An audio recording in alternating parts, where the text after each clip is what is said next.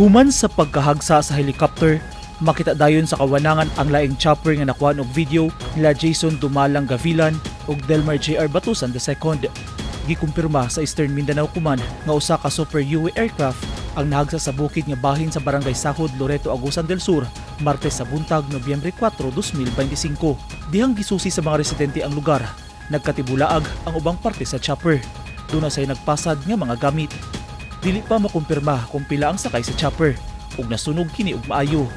Sumala sa Eastern Mindanao Command, padulong sa Tactical Operations Group kung TOG-10 ang helicopter sa Butuan City alang sa Humanitarian Assistance and Disaster Response kung HADR missions sa Area of Responsibility sa TOG-10 para sa himuon nga relief operations sa mga apektado sa bagyong Tino. Nakig-alayon ang Eastern Mindanao Command sa emergency response teams nga naa sa lugar.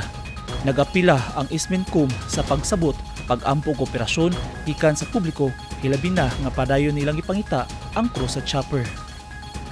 Eugene Hinutan, Newsline Philippines. Stay safe.